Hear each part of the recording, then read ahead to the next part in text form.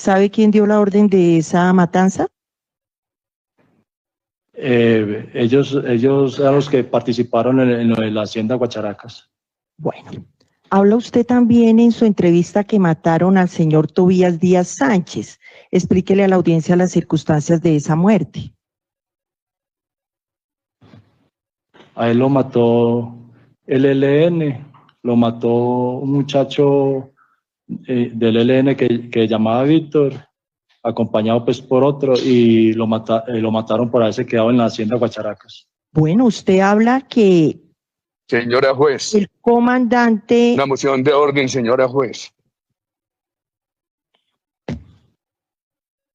Sí, señor acusado. Y muchas gracias, señora juez. No quise proponer esta moción antes para permitir el testigo contestar a esa pregunta que le hizo la señora fiscal. Pero en este momento necesito conversar con mi abogado unos 5 minutos. Le pediría un receso para poder hablar con el doctor Granada. Manifestaciones que allí hace usted en contra de Álvaro Uribe Vélez, porque la realiza señalándolo como perteneciente a las autodefensas. Objeción, señoría. Lo que consta en una entrevista, como sabemos, toda prueba documental en sí mismo constituye un elemento de referencia. Sobre el personal y directo conocimiento del testigo, pues se le debe preguntar directamente al testigo y no sobre su declaración anterior. La declaración anterior solo sirve, cualquiera que ella sea, por cualquier medio, como fuente de refrescar memoria o como fuente de refutación, de impugnación, pero no para ponerlo a preguntar por qué dijo lo que dijo, porque entonces sería la manera de introducir ese documento que uno no puede confrontar el documento, uno confronta al testigo presente. Así que sobre esa base, objeto la pregunta. Su señoría. Perdón, doctora.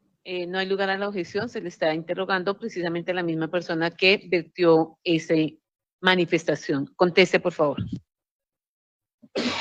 Entonces ya exhibimos la entrevista, entonces mi pregunta concreta es porque allí manifestó que Álvaro Uribe Vélez tenía relación con las autodefensas. Porque, por ejemplo, cuando nos coge la guerrilla a nosotros, pues a mi padre y al otro señor, esa vez llega Luis Alberto Villegas y llama, pues, él tenía comunicación con Álvaro Uribe y le dice que la seguridad de nosotros no era suficiente. Objeción, su señoría, a la respuesta. Está haciendo referencia a un tercero que aquí no está declarando. El testigo no le consta si tenía o no comunicación. Está haciendo referencia a lo que dice un tercero y el tercero no es testigo en este proceso.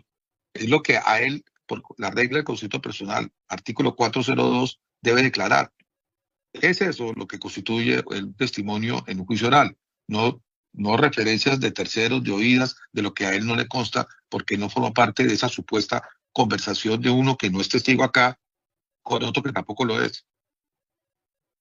No hay lugar a la objeción, ha manifestado que le consta porque cuando fueron retenidos, el señor Villegas llamó a Álvaro Uribe. Siga respondiendo. Llama a Álvaro Uribe y le dice que la seguridad que teníamos no era suficiente. Entonces, mandaron, yo no sé si llegó como unas 4 veces el helicóptero con las tropas. Entonces, por eso, pues, igual estábamos abriendo la finca que era de él, por eso sé que él, y si él le dice a Álvaro Uribe que la seguridad que teníamos no era suficiente, pues que no era suficiente, y inmediatamente también manda las tropas de una vez. Aterrizó más o menos como 4 veces el helicóptero o 5, pues, así descargando las tropas, y ya en ese momento el bloque ya los que habían ya se fueron ya para Cristales. ¿A qué tropa se refiere en su respuesta anterior? al comandante Arboleda, que llega ya a Cristales. ¿Cuánto tiempo permanecen esas tropas en la zona Cristales? No, ya se quedó ya en Cristales como base. Como base, pero de todas maneras ya desde esa vez que nos cogió la guerrilla, más o menos los que nos cogieron a nosotros, unos se murieron y otros se entregaron pues a la organización. En esa entrevista también habla usted de la masacre de San Roque, carniceros que murieron. ¿Podría extender y explicar esas circunstancias a esta audiencia? Eso fue para, sino que uno de los carniceros murió en Barbosa, Antioquia, más o menos pero se murió porque ellos se volaron. Ese se murió como para noviembre del 2000. Otro carnicero era como un hermano medio de mi mamá. Ese estaba escondido en la casa de nosotros, pero eso fue más o menos para la vez de la masacre de Providencia. Explíquele a la audiencia cuál fue esa masacre de Providencia. Donde mueren, parece que fueron cinco los que murieron esa vez. Nicolás Mesa, alias Cheche, creo que al que le decían a William el Cagao, a un Caruso, no me acuerdo el otro. ¿Quién realizó esa matanza?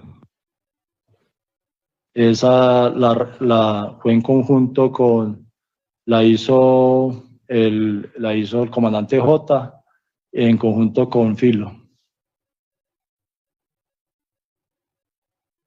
¿Sabe quién dio la orden de esa matanza? Ellos eran los que participaron en lo de la hacienda Guacharacas. Bueno, habla usted también en su entrevista que mataron al señor Tobías Díaz Sánchez. Explíquele a la audiencia las circunstancias de esa muerte. A él lo mató el ELN, lo mató un muchacho del ELN que llamaba Víctor, acompañado pues por otro, y lo mataron por haberse quedado en la hacienda Guacharacas.